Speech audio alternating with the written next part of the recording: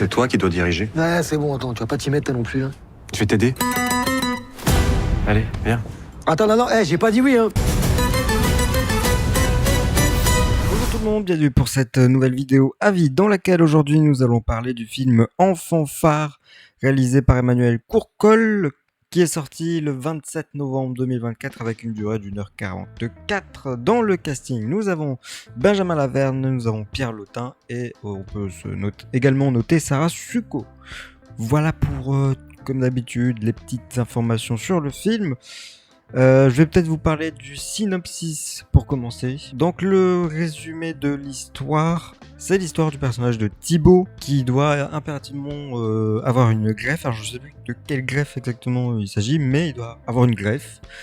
Et pour trouver son donneur compatible, il demande à sa sœur.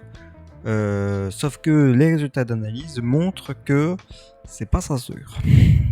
Donc elle n'est pas compatible.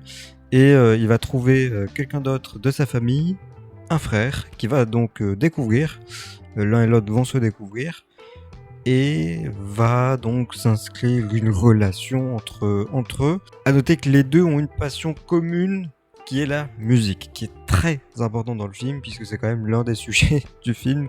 Rien qu'à voir le titre, ça se comprend normalement. Alors on va commencer par... déjà, un avis général. Pour moi, c'est un film qui évite tous les clichés qu'on a l'habitude de voir. C'est un film comédie, normalement. C'est vrai que c'est pas le truc principal du film, la comédie, mais c'est vraiment le scénario qui évite tous les clichés qu'on a l'habitude de voir sur toutes les comédies, les scènes habituelles, il y a des passages obligatoires. Et bien, là, on évite. Et c'est ce qui fait que le scénario est original, c'est qu'il y a une écriture qui est solide avec une narration qui est plutôt fluide et qui fait qu'on n'a pas de problème de rythme, on n'a pas de problème de clichés justement qu'on évite. Et également, il y a un très gros retournement de situation, je ne vais pas le spoiler, mais que j'ai pas du tout vu venir tellement j'étais ailleurs dans le film. Donc, vraiment cool au niveau de l'écriture. Quand on regarde le film, on a vraiment un plaisir à suivre à suivre l'histoire et les évolutions des personnages, que ce soit celui de Thibaut ou celui de son frère Jimmy. C'est vraiment très très cool. Je parlais de Thibaut et Jimmy, qui sont interprétés par Benjamin Laverne pour Thibaut et Pierre Lotin pour Jimmy. Pierre Lotin qu'on a vu dans Les Tuches également, si jamais. Qui est vraiment le duo central du film et qui est extrêmement bien porté. Toutes les personnes dans ce film jouent vraiment bien, ont leur rôle, ont leur personnage surtout. Et ça se passe très très bien. C'est très fluide, comme j'ai dit, comme le scénario. C'est très fluide entre les personnages, entre les acteurs et actrices, et ça se ressent très très fortement sur ce film. Le film appuie sur leur passion commune à ces deux frères qui n'ont rien en commun, vraiment. On pensait qu'ils n'ont rien en commun.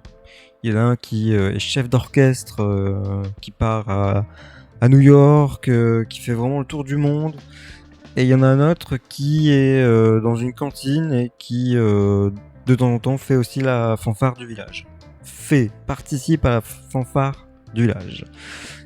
Et donc les deux vont se découvrir l'un et l'autre mutuellement. Ils vont découvrir qu'ils ont une passion en commun qui est tout simplement la musique.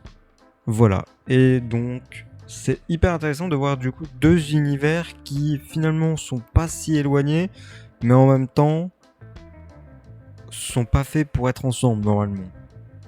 Au final, c'est un peu le frère... c'est un peu comme Thibaut et comme Jimmy, ils sont pas faits pour être ensemble parce que l'un a été adopté, l'autre n'étant pas adopté dans la même famille, et ils n'ont jamais eu connaissance de l'existence l'un et l'autre. Je sais pas si c'est clair. Et donc c'est plutôt cool de voir ces deux parallèles-là faits grâce à la musique. J'ai noté aussi quelques trucs type social, c'est-à-dire la réalité du monde du travail qui est évoquée dans le film, avec des luttes syndicales, il y a la CGT, il y a des manifs, parce que si je me rappelle bien, il y a une entreprise qui a fermé et donc ça entraîne aussi la fanfare là-dedans parce que c'est la fanfare du village et que le maire s'en fiche un petit peu. Et en même temps, il y a ça qui va fermer. Je sais plus si c'est une usine ou je sais plus ce que c'est exactement.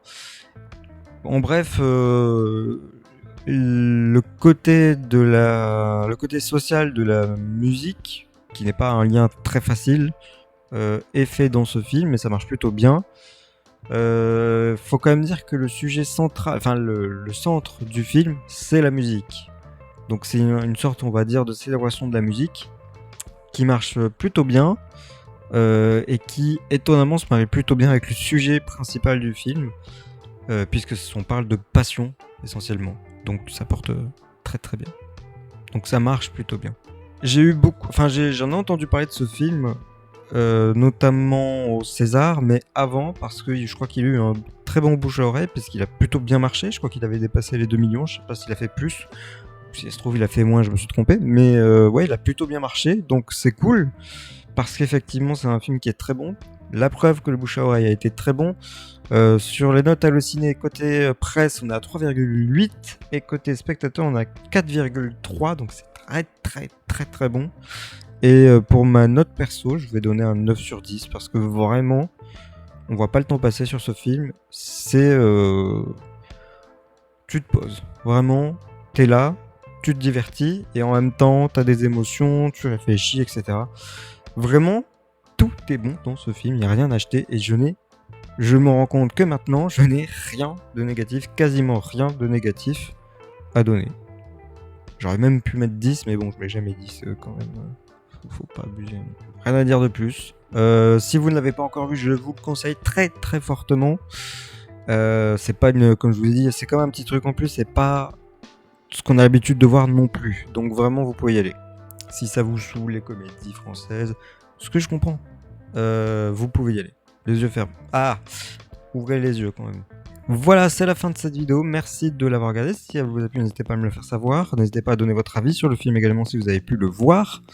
Nous, on se retrouve la semaine prochaine pour une vidéo avis ou réaction. D'ici là, portez-vous bien.